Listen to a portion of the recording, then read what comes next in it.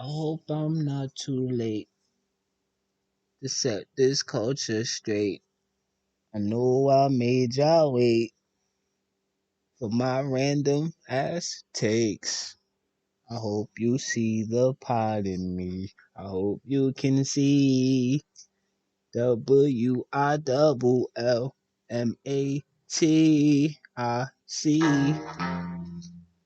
I'm literally like in an indescribable mood right now. There's so many ways I could intro this pod, There's so many ways I could segue into, episode 20. Thanks for tuning in, by the way. He is ISEWILLMATIC. I'm back again with another one, episode 20. Everybody Can't Go podcast. I feel like I'm just gonna get straight to it. Because realistically, I got 7 topics. I got 7 topics for y'all this week. I don't want to really, go overboard with this one just for the simple fact that it's just too much going on, man. And, we gonna get into a few things. I'm pretty sure y'all might have a good gist of where we're headed on this episode. Every week I feel like the world just changes. Like, realistically, fam, everybody should have a podcast right now. If you don't have a podcast right now, I'm not sure what you're doing. You probably on TikTok trying to go viral. Grammys definitely just passed. Um, yeah, and I definitely tuned in. Uh, specifically, for certain. I heard that they was going to do the hip hop tribute. I'm lying, actually. I didn't know they was going to do that until the night of. I really tuned in because I had to, I definitely, I had to pull up to see Kendrick win that album of the year. Beyonce, made history, the most nominated and won Grammys, in history. And, I just feel like it was a dope show. This might have been one of their better shows, if I'm being honest. I'm not necessarily, I'm not even really, I don't watch TV at this point, fam. What's the hype about? Let me pull up to see what the hype is about. Because I got to know what's going on. But, obviously everybody can't go. And, everything is not for everybody, right? So I say all that to say this. I definitely watched the Grammys. And, like I said, man, it was dope. They tried to clean up their act. I feel like, there's been a lot of criticism over the years about how the Grammys have, basically disrespected black culture, just for a lack of another way to say it. I mean, listen, I feel like, it's definitely still, not necessarily, I don't feel like, it's not what's the word I'm looking for? The bar? No, the stamp. I don't necessarily feel like, it should be the stamp of validation. That was the word I was looking for. Validation for artists, who basically is delivering art, from their soul, from their perspective, right? I mean, listen, we know what the album process is, and these artists are really putting blood, sweat, and tears. You know what I'm saying? Literally into creating these bodies of work. And I just feel like personally, the Grammys is not necessarily, the best gauge of art. But with that being said, I definitely watched. For context purposes, I got a podcast now, so I kind of got to tune in. I gotta kind of tap in. If all of the stars are at the Grammys, I'm a tune in. And like I said, I knew Kendrick was nominated, and I definitely knew he was gonna win. So I had to make sure I pulled up to see my guy. Pull up, he came up there. Yeah, I don't know, the Nipsey Blue, the PGLA Lang. Come on, man. I feel like Kendrick Lamar's transition. There's a clip that's going around actually. And shout out to all of the artists who were also nominated in the category. DJ Khaled. Who you had? You had Jack Harlow. You had, Pusha T. And it was respectfully, right? Because Pusha T, honestly, he put out an amazing project last year. the thing with it is, and they was basically trying to say that they was mad when Kendrick was up there doing his acceptance speech. The camera, they really petty on the low because they pan the camera, what I'm saying, while he's up there to all of the other, the other artists in the category who basically took a L. They sitting there with an L. You got a big fat L. You sitting there, what I'm saying, you came suited and booted. Pusha had on some all black. He had the black on black on. Jack Harlow came with his best, what I'm saying, tuxedo. DJ Khaled been in the gym for this. He done lost 200 pounds, what I'm saying? So basically, my point is this. The camera pans to to these guys sitting there, and obviously, who knows what's going through your mind after you just lost, in a category where you basically put your blood, sweat, and tears into an album, right? And you basically, you're coming in there, I mean, minus, with the exception of Jack Harlow. Listen, at the end of the day, fam, Jack Harlow, cool guy, I feel like he's gonna do the acting thing, and he'll probably take off there. I feel like hip hop and rap music is basically basically like a catapult, right? And we see guys and artists come in and kind of use this thing to build up a brand, and then the brand. I basically see Jack Harlow leaving hip hop, in the near far future, right? So we wasn't really expecting you, what I'm saying? You put out an album, it was cool. It was cool. He had the First Class joint on there. That was the Fergie sample. I mean, it wasn't really the Fergie sample. Point being, Jack Harlow ain't winning no Grammy over Kendrick Lamar or Pusha T or DJ Khaled for that matter, because a lot of people, it's kind of just. I see a lot of people, basically questioning, basically how are they even gauging these categories? Because realistically, fam, I mean, listen, the fact that, I mean, if you're gonna put Jack Harlow in a category for best rap album of the year,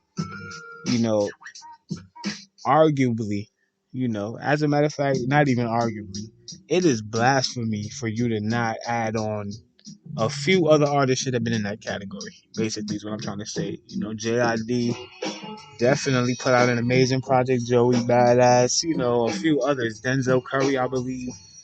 I'll even throw Little Sims into that category for best rap album of the year. Little Sims put out an amazing project at the end of 2022, and I'm not sure. Maybe it was because it was so close to 2023. Maybe she'll be nominated for the 2023 Grammys. I'm not sure. Or the 2024 Grammys for that matter. My point is this. The Grammys, they still clearly trying to figure it out when it comes to hip hop. But with that being said, they definitely did I feel like they took a step forward this year with the with the whole hip hop 50-year tribute. This is definitely the 50th year of hip hop that we're celebrating this year, and I feel like, yeah, man, it was only right for the Grammys to, pay homage and tip their hat to these artists who are basically pushing the music so far. And this thing is a global thing now. Hip hop is global, and I feel like it's only right for shows like the Grammys that are basically as prestigious as they are. I don't feel like anything is as prestigious as hip hop. That's just my personal opinion. I'm gonna hit an air horn for me one time. Air horn for hip hop. Yeah, I don't want to spend too much more time on the Grammys. I definitely will say though, some of those performances were crazy. And honestly, bruh, it's kind of like, fam, it's like they'll do something good and then it's like they'll just negate it with the next performance, man. Like some of those performances was crazy. Some of the imagery, listen, I'm not gonna be specific here. I don't want to be, I don't want to be a Karen in this situation, but realistically, fam, the Grammys, man, I'm not really sure what we're promoting these days. And listen, man, y'all came for Kyrie and y'all came for Ye, and I don't know, man. I just feel like some of that stuff I saw in the Grammys, man, I should see more people outraged in the uproar. Listen, man, it's the yin and the yang. That's the Grammys recap, episode 20. Everybody can go. I'm not sure if I told y'all the date. It's February 10th, 2023. I probably sound like I'm gassed right now. and that's because I am. Yeah. I'm running off of straight adrenaline. My passion feeds me though. My passion keeps me awake. I'm definitely planning on getting some amazing sleep because, like I said, man, I'm trying to. It's definitely a Mavericks game on tonight that I must watch. But before we get into Kyrie, man, I mean, listen, man. LeBron James, LeBron James, LeBron James, LeBron James.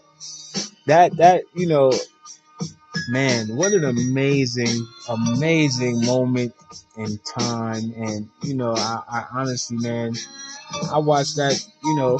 Obviously LeBron just hit, scoring, all-time scoring leader in the NBA. He just passed Kareem Abdul-Jabbar. And I mean, listen, man, if you anybody that ever stepped on that court, man, whether it was on a professional level or just on a exhibition level, if you stepped foot into any YMCA, fan, and I've been in many.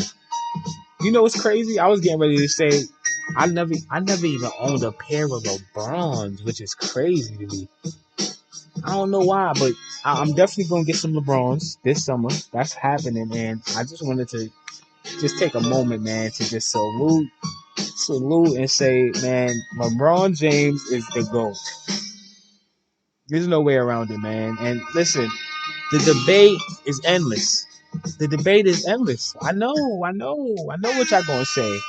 I know what Skip gonna say. I know what all of them gonna say at this point, because all they do is talk about these players all day, right? And it's been a lot of talk. And we're gonna get to all that. I feel like who shot you is a little bit overpowering me. I'm gonna need you to shoot down just a tag. All right, so yeah, man, yeah. So LeBron James, he passed Kareem. It was an amazing moment. He hit him with a little fadeaway, one off the 1 foot. You know what I'm saying? Was it over the right shoulder? Beautiful, step back, fade away, signature LeBron step back. He kind of low key. I feel like that was a little, you know, they talking about how he might have been throwing a little shot at Jordan, and it's only right. I got who shot you on. LeBron throwing shots at MJ. Like, dog, you did that, but you ain't do this, fam. And at the end of the day, anything you can do, I can do. But everything and anything I can do, you couldn't do, fam. Because at the end of the day, respectfully, let's get into Jordan and LeBron. Because realistically, fam, I watch, all of these shows. I watch ESPN. I watch First Take. I watch Undisputed. I watch Colin. I watch The Herd. I watch it all. Woj bomb after Woj bomb. I've been in tune. And what I'm saying is this: I hear all of the debates surrounding LeBron James' greatness compared to other players such as Michael Jordan. And the only thing that I just don't seem to usually hear brought up in any of these debates, they want to talk about Jordan and how many times he went to the finals and how many MVP, finals MVP. That's all great. And at the end of the day, fam, listen, stat for stat, accolade for accolade, on paper, Michael Jordan may very well be greater than LeBron James on paper, right? But on paper, fam, this the digital age. Nobody's really reading things off of paper anymore, is what I'm saying. And realistically, fam, we watch Michael Jordan walk away from the game of basketball. Let's talk about it. Yeah. The guy that you guys all say is the greatest player, and he's greater than LeBron because LeBron went to Miami. He went to go play with D Wade, and he's cheated. He never quit on the game, man. Michael Jordan went to go to the MLB. Like, I'm just trying to figure out when is that ever gonna be? And all right, cool. The shot that he hit, unless he pushed. I just looked at that highlight. He really pushed him, got the step back. They didn't even call the foul. You can't do that in today's NBA. They always want to talk about how the game is softer and how it's not really a physical game anymore. And that may be a fact. I get frustrated sometimes watching, like, damn, like, you gonna just keep blowing the whistle? Let these guys get physical out there, right? So yeah, yes, indeed, the game has changed, for the better and worse though, because at the end of the day, the officials today, these are some different referees in the NBA. Fan, Michael Jordan wouldn't have been able to get that shot off on Utah in today's NBA. Let's be very, but he would have got a flagrant 2, fam. He would have got fined and sent out of the NBA, fam. You can't push a player and then act like you crossed them and then step back and then shoot. It was an amazing shot. I'm not gonna hold you. It was. That shit was lined up perfectly. He got right to his spot, but he pushed son. And at the end of the day, all I'm saying is this: you can make the argument that the game has changed for the worse for today's players, right? Depending on your style of play, obviously, man. But I'm off on a tangent. I really just wanted to salute LeBron. Bronny, he had the whole family there. I mean, I'm not gonna hold you. I might have dropped a thug tear. I don't remember because I was high as fuck, right? But I might have dropped a thug tear, bro. It was. We've never seen anything like that, and I don't think we'll ever see anything like that again. So it's only right that we, you know, and the fact that he did that, not for nothing during Black History Month is kind of like wow. The way that kind of just lines up, in the textbooks that'll read, real well. And I mean, since we on LeBron, I feel like it's only right that we change this instrumental. Number one, so ironic that Far Side Running is the instrumental that's up next on this random shuffled playlist. Because at the end of the day, the Brooklyn the Brooklyn Nets, running. There's two players right now, who basically just. We've never. I honestly don't know. I'm so overwhelmed with just. I don't know if it's excitement. I don't know if it's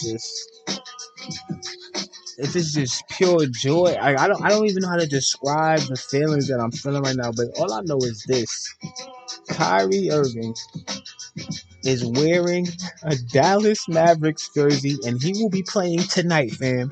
We've seen the debut game, and at the end of the day, there's not really much to say other than the Brooklyn Nets as an organization.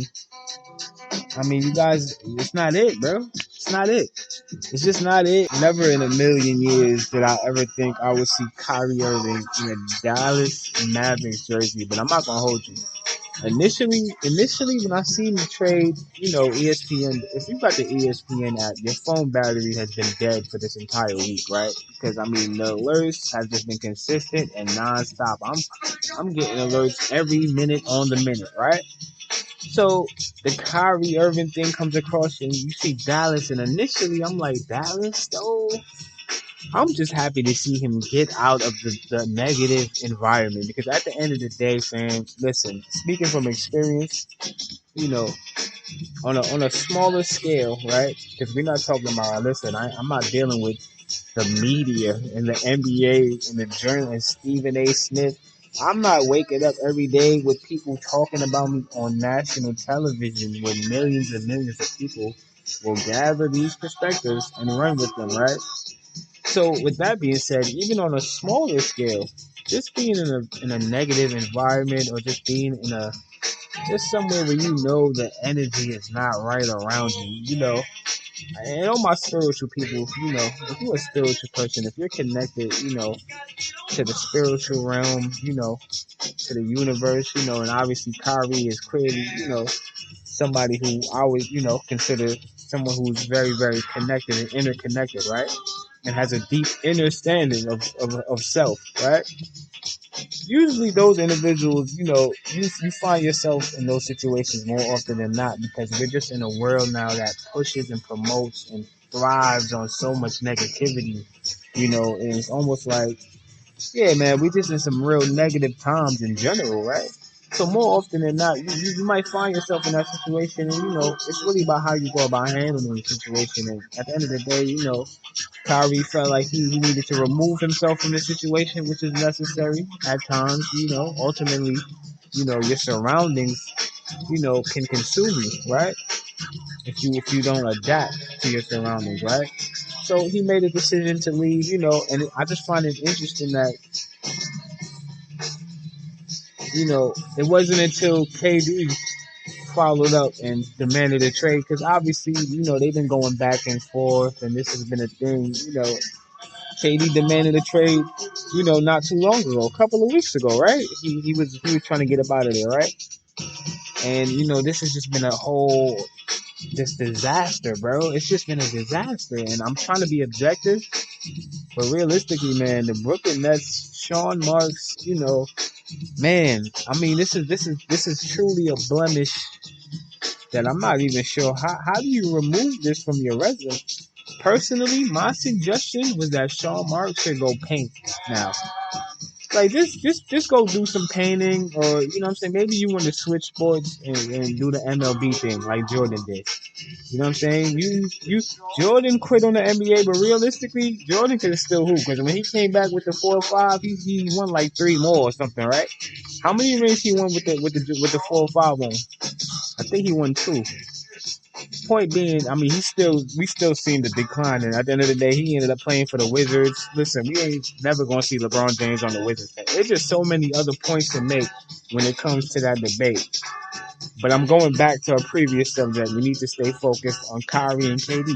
I was talking about the journalists and Stephen A. Smith and how these guys basically just they changed their story, man. And I feel like they was coming for Kyrie. Obviously, they was coming for Kyrie. Anybody that's been watching and following, the situation, we've heard and seen pretty much all of the opinions of others when it comes to Kyrie Irving. However, is it now not time to apologize? Like, do we not owe? And I'll even throw myself in there, even though I've been riding, for him the whole time behind the scenes. At the end of the day, I'm not making sure that his bills is paid. You feel me? So at the end of the day, how much support am I really giving him? Realistically, I'll throw myself in there as well, right? Kyrie, my guy, but don't we all owe him an apology to some level? I mean, listen, man. I mean, not even. I'm not gonna throw myself in there because I wasn't dragging him. The people who were trying to basically create these narratives, and even to this day, they still bring up the vaccine, and it's just like, fam, I think COVID has been abolished, fam. Like, there's no more COVID in America, fam. This shit is gone. And y'all still bringing up old. This is my point, because I literally sit here and talk for 3 hours, right? Sometimes I gotta just stop myself, right? Just stop myself. KD and Kyrie, we'll see them link up in the near future again. We'll see them link up again, because at the end of the day, Kyrie and KD, they still cool, and I feel like I said, it wasn't until we seen KD leave the organization as well. When people, because you know what they were saying? When Kyrie, you know, he got traded to Dallas, whatever the case may be, they were saying, oh, all right, well, when KD gets back, they were still banking on KD coming back, putting on that black and white Brooklyn Nets uniform, right? The Spurs, like, y'all not the Spurs, fam. Realistically, fam, they shouldn't even be allowed to wear that colorway. The Spurs is the only black and white jersey we acknowledge in the NBA, fam. Pack that, put some camo on it or something. Change it up. They just need a new flavor. They need a new GM, clearly. New GM, new jerseys, and get Ben Simmons out of there. There's so many things they need to do. And realistically, fam, the Ben Simmons thing, I wasn't really on that initially, but I mean, come on, fam. It's just too many highlights of me seeing you on the sideline. You're a cheerleader. You feel me? We need you on the court at some point. Where's the highlight? I ain't see one highlight of Ben Simmons since he came back, bro. That's a problem. They need to trade him. And, realistically, they could keep him at this point because Kyrie's out of there. KD's out of there. I'm not ever watching them Brooklyn Nets game again. Shout out to Cam Thomas, though, man. The young boy, Cam. Definitely, the Cam man. I don't know what they they're going to come up with a nickname real soon for him. You know what I'm saying? He's definitely about to be a breakout star. And what he dropped 3 back-to-back 40 pieces. Listen, I'm not oblivious to what's going on within the organization. And at the end of the day, they still have a lot of talented players. Now they got a couple of more, Big trade, obviously, you got to move some pieces around when you trade KD and Kyrie. So now they over there with they got damn near every player that they got a bunch of just I don't know, man. If anybody that plays 2K, you feel me? If you play 2K, they might as well put the game sliders down at this point, fam. Just start playing for the draft picks because at the end of the day, fam, they're not gonna win a championship with Mikal Bridges, Cam Thompson.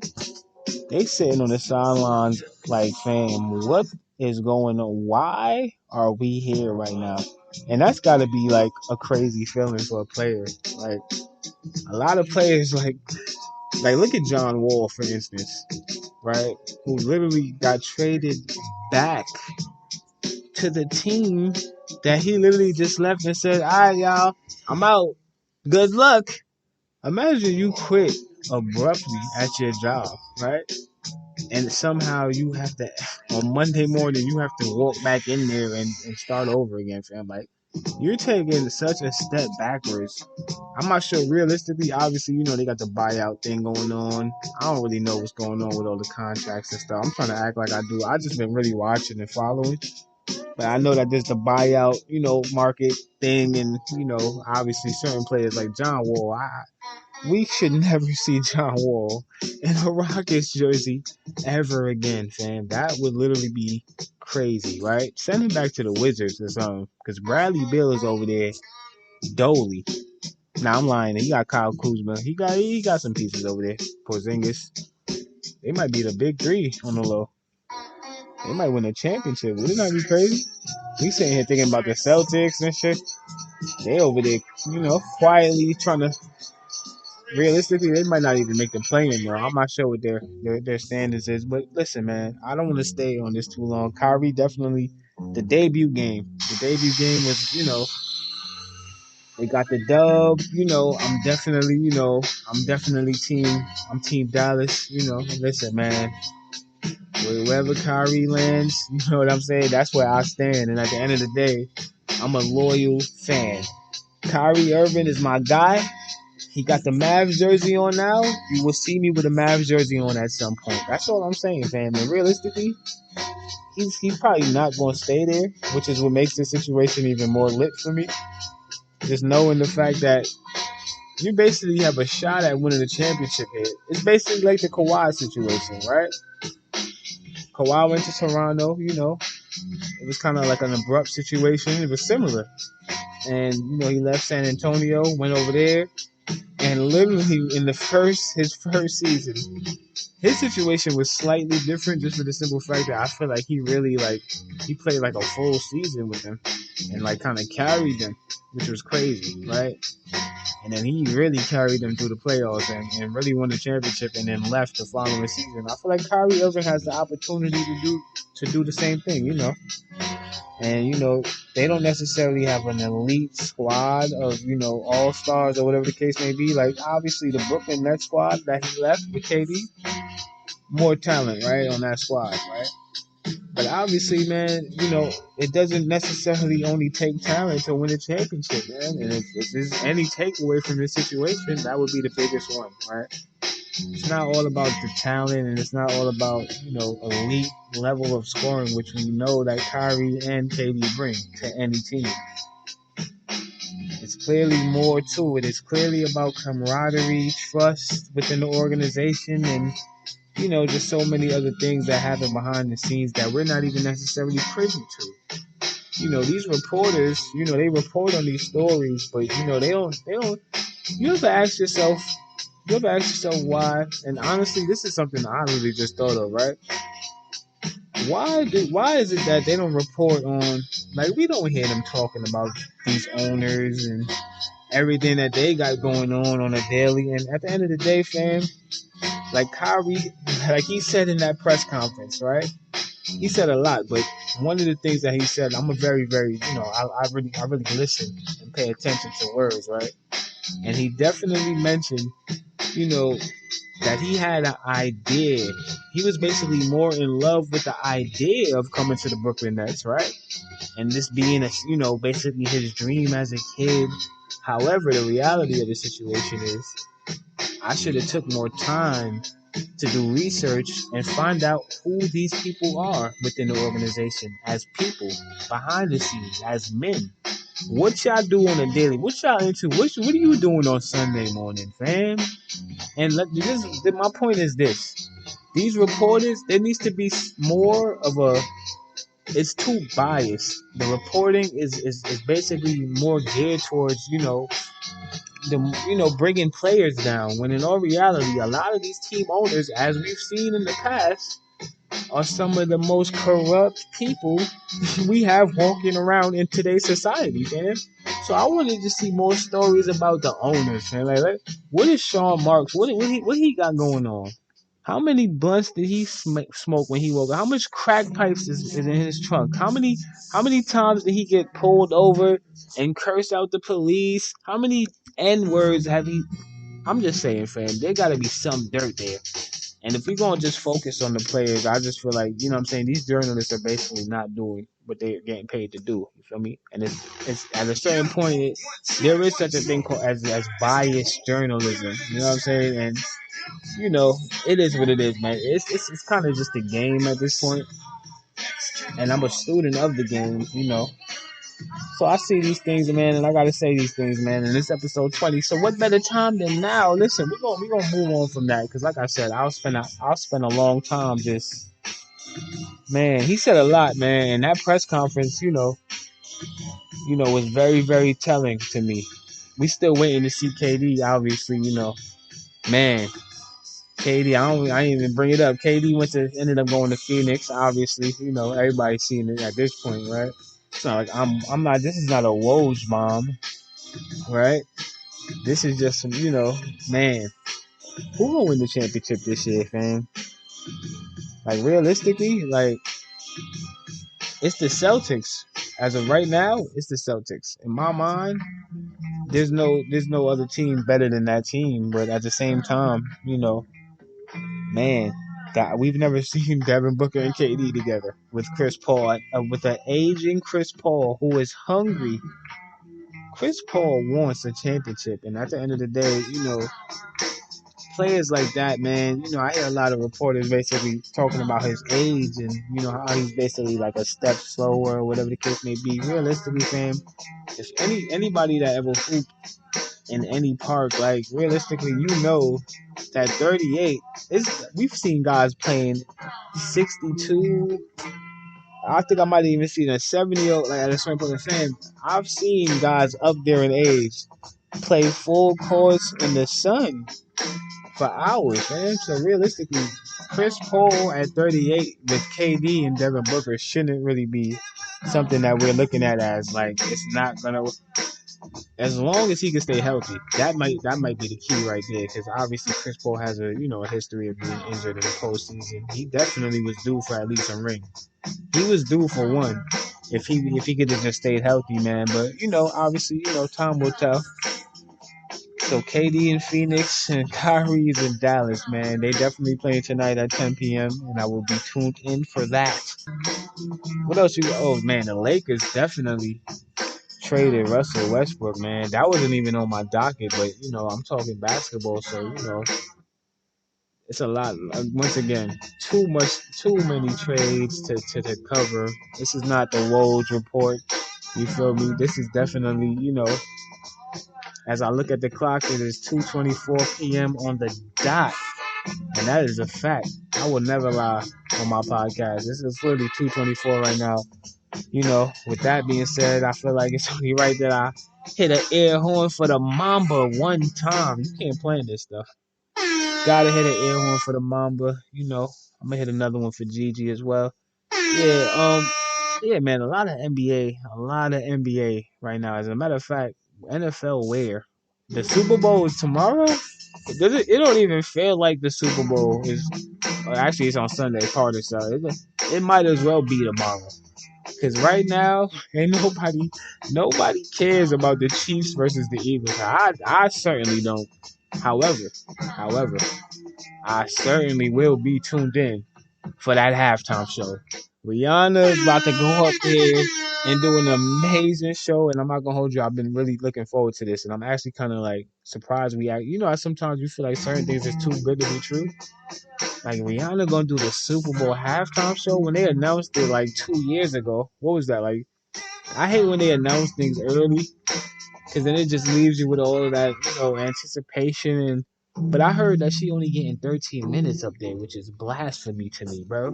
Rihanna has too many slaps for 13 minutes, bro, and it's just like, man, I thought Jay-Z took over this. What are we doing, fam? You can't get the we can't get like a little 20-minute setup there, bro. And Rihanna is his artist, so I already know that it's clearly not necessarily in his control.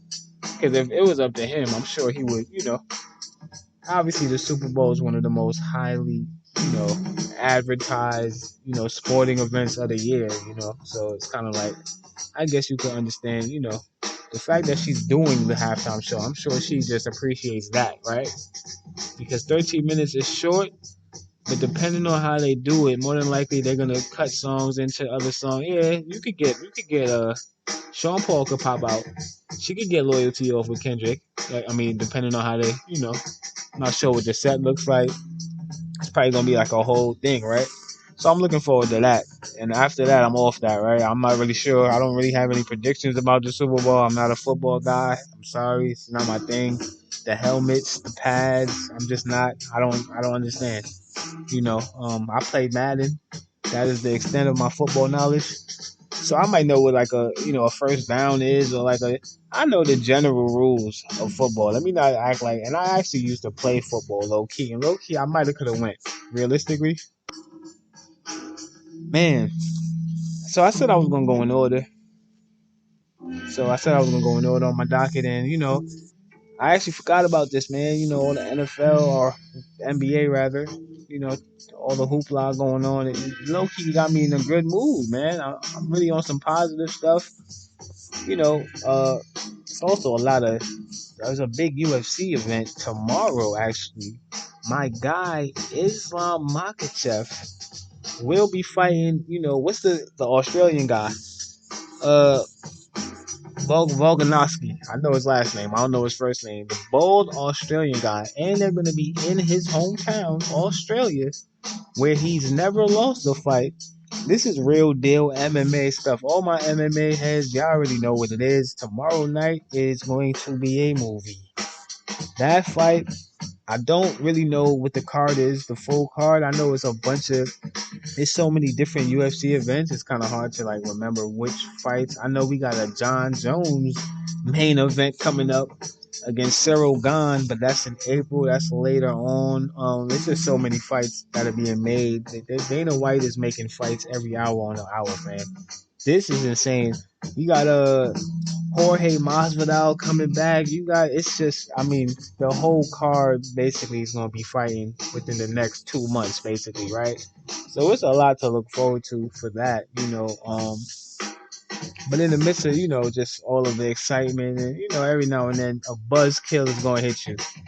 Every now and then, something going to slip through the pipeline and it's just going to kind of throw you off of your timeline, and I wrote this down. I don't necessarily, when I'm writing down my docket, I'm trying to like, this is like a disclaimer, right? Because I don't want to, Jay Prince, is wilding, is what I wrote down. And, at the end of the day, fam, at the end of the day, we're not going like, I don't want to make this like a whole thing. It's not even really worthy of a conversation at this point, considering, how it's starting to play out in its aftermath, and I just want to say, Jay Prince, he went on $1 million worth of game. Shout out to Gilly, shout out to Wallow, two solid brothers in the culture right there. Just, basically just trying to promote just a positive message to the younger generation. Ultimately, at the end of the day, yeah, they might have their ways of going about it. It might be a little too silly for you at times. Well, for me, let me speak for myself. At times, it's like, fam, I'm not in the mood to be this goofy on a Monday, fam. Right? Let me let me be a little serious today, right? So yeah, but it's kind of their thing. And at the end of the day, like I said, man, nothing but respect for Gilly and Wallow. But at the end of the day, man, why did y'all bring this on the show, bro? Let's get to it, fam. Because I'm not gonna hold you. I'm gonna turn it down just a tad bit. I feel like Buster is, only Buster could really yell over this, right? I'll snap on this shit. Hold on, let me turn it up. Let's get back to Jay Prince. Rap a lot.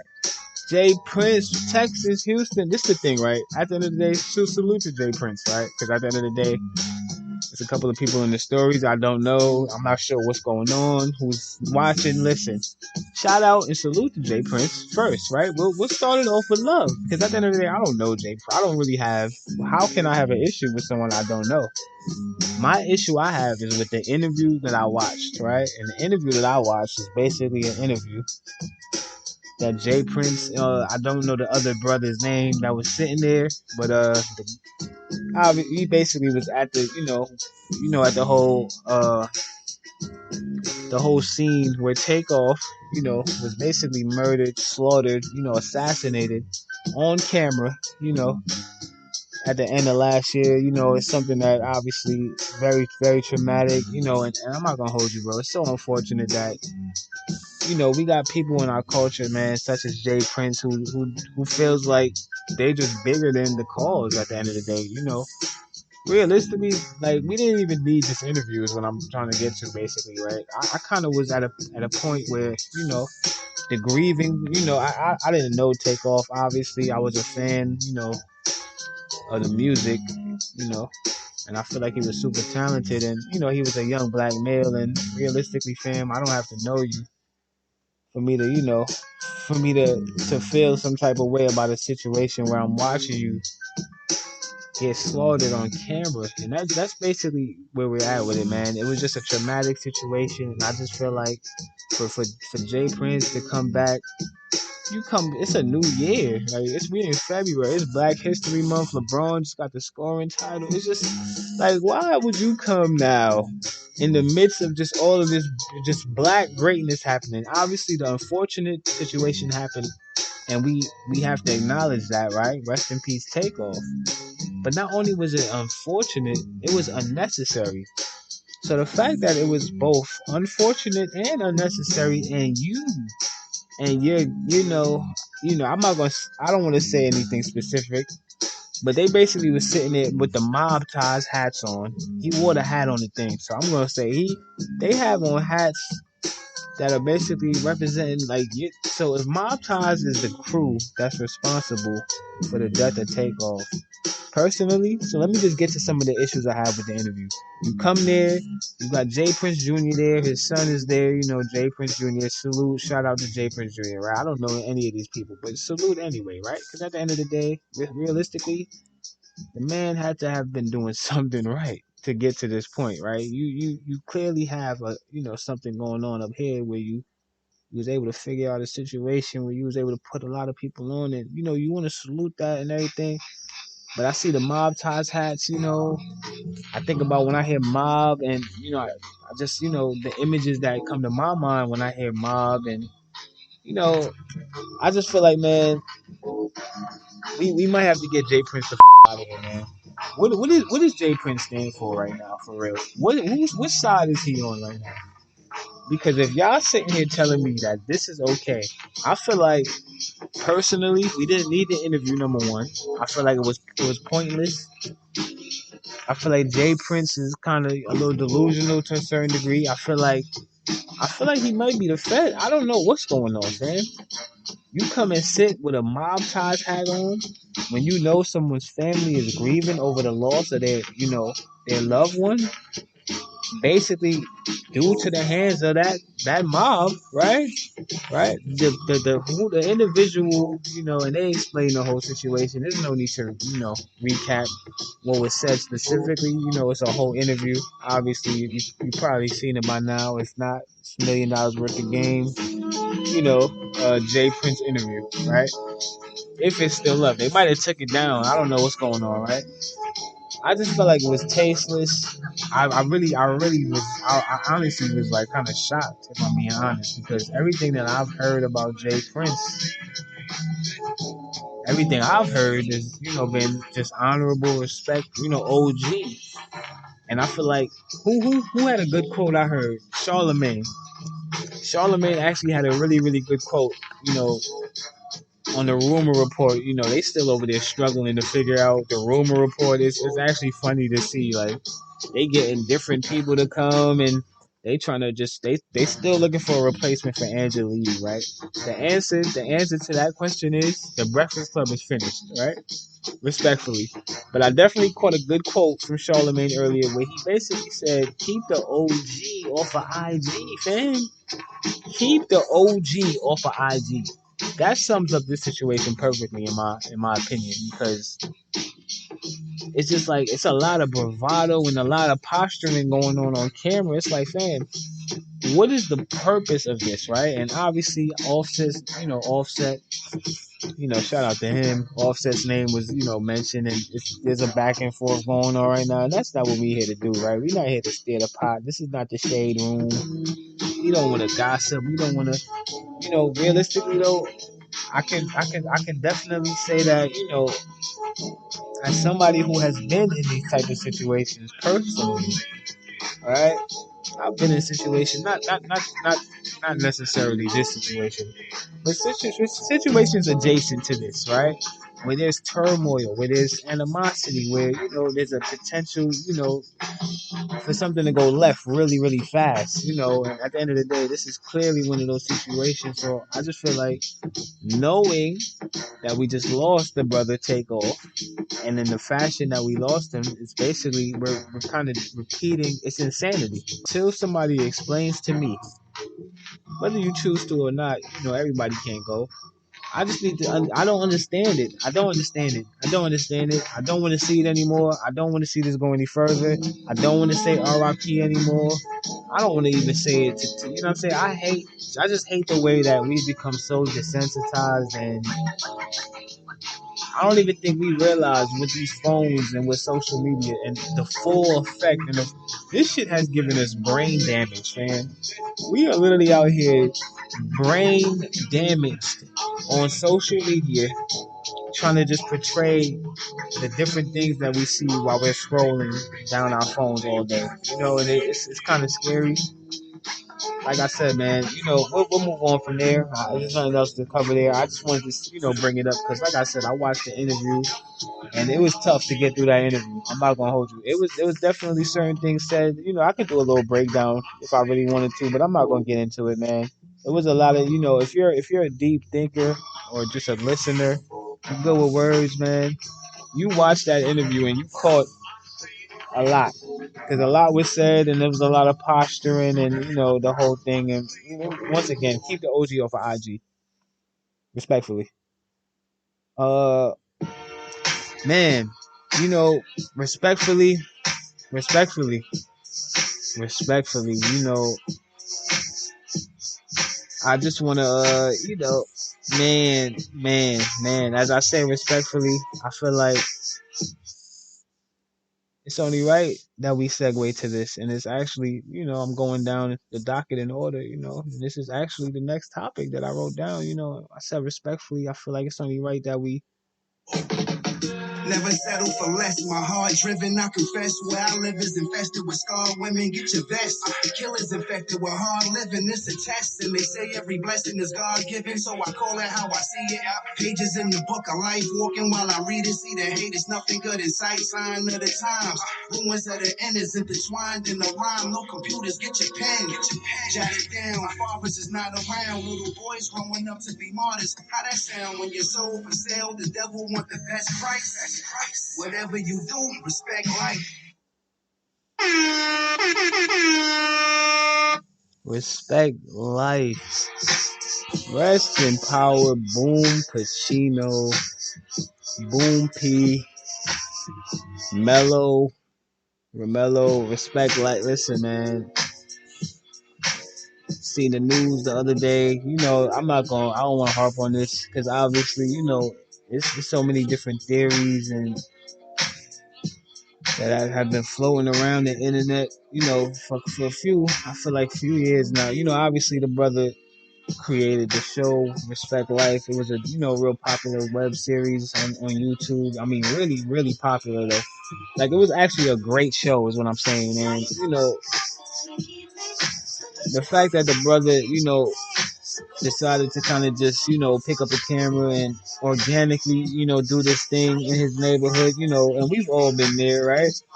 We've all, tried to do things with our, friends in our neighborhood and record or whatever the case may be, create, whether it was trying to be a rapper or it's very seldom that you actually see these things like become a thing. And, the fact that this brother was able to take real stories and real people from his community and put it on a platform. At the end of the day, a lot of people might say that he was glorifying violence at the end of the day, and that's a whole conversation.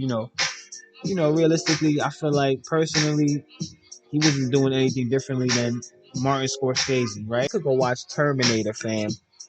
I'm gonna go watch Respect Life, fam. And Respect Life was a dope show, but more importantly than the show, I just feel like he was just a dope individual and an individual who stood for something that was just positive, man. And like I said, I don't want to speculate, right? Because if we go into the speculation, it just makes the situation even more unfortunate, right? So we're not going to speculate on what's been being said about the different theories about what may have led to this to this brother's demise, his untimely demise. Brother was super talented, man. That's all we want to do is just shine a light on how talented this brother was, man, and how he was a bro. It's crazy to me. It's so crazy to me because I literally was bumping one of his songs, and this is no cap.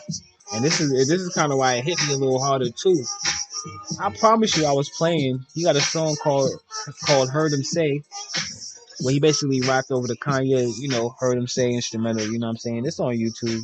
The video is basically, at this point, you probably ain't gonna be able to watch the video without dropping a tear. He in the park with his daughter, and the intro is like the keys for the "Heard Him Say." It's the "Heard Him Say" keys. He's playing the keys. You feel me? And you could kind of hear the difference. He didn't do bad though. It's actually very, very adjacent to the original version, right?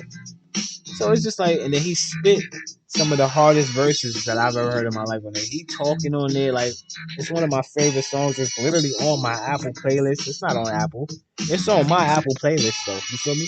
Like I really rocked with the whole movement.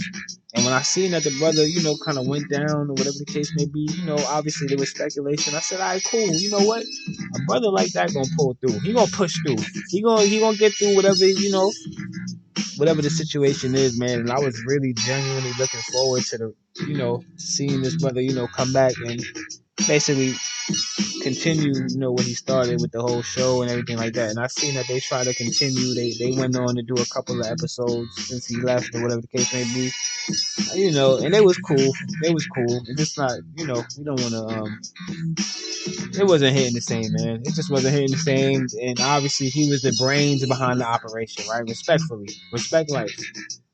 But obviously, that wasn't going to continue without him, man. And now to hear that the brother's no longer with us, man, it's super unfortunate, man. But what can you say? Such is life, man. Such is life, man. We don't want to, as we are some negativity, right? Because I hate talking about it. I feel like talking about death on a podcast is so negative. But at the end of the day, we don't want to. We have to acknowledge, just the legacies of certain individuals when they leave us too soon. And at the end of the day, Boom Pacino, you know, uh, truly a legend in Brooklyn. And the show is definitely not going anywhere because I will definitely at some point be rewatching from season one. The show was so good too, man. It's actually really, really unfortunate. He definitely had a promising career in film. If you doing that off the dome, you coming up with the scripts, you doing the filming, he was hands on with every aspect of the show is what I'm saying. So it's just super unfortunate to see a talent like that go so early. Turkey. So Turkey is definitely devastated, by an earthquake right now, and last time I checked, man, we had a death toll of upwards of 20,000 people, man. 20,000 human beings are dead today. because of an earthquake, man. You know, how can you wake up miserable when you hear or see a story like that? 20,000 people, they pulling babies 10 days old out of the rubble as I speak. Some of them are surviving, which is crazy, right? Like, you know, we got real issues going on in the world, man. And I'm trying to not make this a 2-hour podcast, but goddamn, man, when you just sit back and look at what's going on, we really lost Romelo, you know, Boom P. Super unfortunate, you know, what's happening in Turkey, super unfortunate, you know. I already gave out of LeBron James, right? So I ain't going to order, did I? I cheated. KD traded to Phoenix right after Kyrie got a W with new team. I just love how I write my topics down. Low key, I think I'm done. You know what I got on my last line is, you know, what I really had to pray is for Turkey, but I ain't wanna end with that low key. So I just threw that in there. You know, I feel like we was already talking about something unfortunate. I might as well just throw that in there, right? The 50 greatest hip hop list. Let's talk about it, man. Billboard and Vibe put out a 50 greatest hip hop list of all time, and Nicki Minaj is 10. So look, this is the thing, right? I'm not mad at that for real though. Low key, my whole thing is this: they put Jay number 1, Kendrick number 2. That's what they did. All right, cool. That's perspective, right? I'm not mad at the list for real, because realistically, obviously, you know, my list is different than theirs, but you know, cool. They pretty much got the usual suspects in there. They got Jay number 1. That's okay. Kendrick 2. To me, that's like, damn. You low key just put him at number 1 because realistically, Jay started way before this nigga. Nas 3, right? So, okay, they got Pac 4, Eminem 5, which, okay, that's very interesting to me because Eminem is literally my 5 as well. He is. Eminem is in my top 5, by the way. 100%. I don't care. Eminem is in there. Big is not in there. Is that blasphemy that I'm like, I live in Brooklyn and I don't have Biggie Smalls in my top 5? Does somebody want to stomp me out with a Timberland boot right now, fam? Am I good in the corner stores now after saying this? Should I even put this episode out? Eminem raps better than Biggie to me. That's just, listen, at the end of the day, no, hold on. Let me pause this. Let me pause the Jay Dilla after I made a blasphemous statement like that. I don't think Eminem raps better than Biggie. I don't. Damn, son, Let me slow where'd down. you find this? Let me slow down. What I'm saying is this. There are certain instrumentals and certain instrumental packs, right? That Eminem's vocals are just naturally going to be better than, maybe Biggie's not a good. Biggie is a fucking anomaly too, though. They both are kind of like anomalies in that way where it's like their voice is the instrument, right? Biggie's a better rapper than Eminem though, but he's just not. For me personally, I just feel like line for line, punch for punch, and just the amount of Eminem that I've heard, I've had more Eminem, I've had more time with M. So it's kind of hard to put Biggie over that when I only heard those. You feel me? Then some of the stuff I heard was questionable, fam. That's really what it is. Like, and I've already made this statement on a public platform. I've already had a whole debate on another podcast about this. Yeah. I ain't forget about that. Outlast t-shirts. DJ Cool with the Midwest Monsters. Shout out to y'all, man. The Midwest Monsters, y'all definitely had me on the show, man. I really appreciated it. You know what I'm saying? We definitely chopped it up, talked some real hip hop talk. But at the end of the day, I had to school y'all because realistically, fam, Biggie is questionable when it comes to certain punchlines and certain things that have been said. We're not going to highlight it on this podcast. I did that on y'all podcast. You know what I'm saying? All I'm saying is this: Eminem is a better artist overall than Biggie. I had to clean it up. He's not a better rapper though. Biggie will snap on Eminem, right? No, but actually though, realistically, see, and this is where the debate happens. Cause I watched Eminem. I watched him do it. Go get the 8 Mile DVD. I have it right now. I'm gonna get it right now and put it on. Keep playing. There's a behind the scenes disc in that DVD, fam. And all I'm saying is this. If you ain't see the behind the scenes of 8 Mile, then you're not gonna understand what I'm saying, fam. Go watch the behind the scenes tapes of the 8 Mile DVD. And then come back and talk to me about Biggie, fam. That he brought people from the crowd on stage. You know, they had all the extras there trying out, trying to get into the scenes or whatever the case may be. They had like 200 people there though. Eminem went through 200 battle rappers in Detroit and chewed all of them up. Shout out to the Vibe. You know, they put out this list, man. Nicki Minaj 10, Snoop Dogg number 9, Drake made the list at number 8. I'm gonna pause it right here. I'm gonna have a moment to myself silently because I don't want to get canceled. And I'm back. So yeah, man, this is the list they put out. Lil Wayne is 7. Okay, cool. So you acknowledge Wayne before Drake because you have to do that, right? They put the whole Young Money 8, 9, and 10. They got Wayne 7, Drake 8, Nicki 10. I don't see Lauryn Hill there. I mean, listen, man, it is what it is. I feel like these lists are really just putting out. They just put these out to really start conversation at this point, right? Like, there's kind of really no purpose in putting these out. It's all perspective at the end of the day. J. Rule the Damager might be somebody's favorite rapper, and it will be understandable, right? You know what I'm saying? Like it's all perspective. It's all opinion, and as the J Dilla violins and guitar strings sing. I wanna pack this thing up right here, man, and I wanna thank you all for joining me on this episode, man. It is too much going on. I'm gonna try. Y'all ain't think I was gonna get in the mix for Super Bowl weekend, fam. I'm hitting this algorithm crazy, fam. I'm about to be Clarissa Shields is about to promote my. I'm about to hit up every celebrity I know, which is only one right now, currently. Because shout out to Clarissa Shields, the GOAT. She's definitely been supporting me. And I just want to say that on my platform because at the end of the day, she's supporting me and she's probably going to hear this somehow, right? I'm not sure if she's in the gym if she's playing it in the gym. I'm not sure what's going on, but I will definitely be available for a fight walkout. I could go to that. Everybody can't go, but I would definitely be in Detroit for that fight, man. Shout out to Clarissa Shields. Shout out to you. Shout out to me. Shout out to the world. Listen, man. Uh, Everybody can go episode 20, 20 or many. Stay tuned. In the near far future, I will be back soon. WILLMATIC. He is I is he. You are you. Be good, be great. Show up on time, never be late. Push through, get through the bullshit, penetrate. And speaking of pens, it's kind of crazy how I wrote down this whole episode way back then. I manifested. Spiritually, I was tested. And then I invested. Yeah, I stood tall. 50 years of hip hop. Let's have a ball. Block party. Matter of fact, they should definitely do that. That should be Dave Chappelle Block Party 50-year hip hop edition. Come on, man. Talk to me, man. I produce off of the dome. This is what I'm trying to tell y'all, man. Shout out to Dave Chappelle. Shout out to you. Shout out to the world. Yo, everybody can't go episode 20. That's a wrap, man. Everybody be good, be great, be safe. Enjoy the weekend. Be responsible. Drink.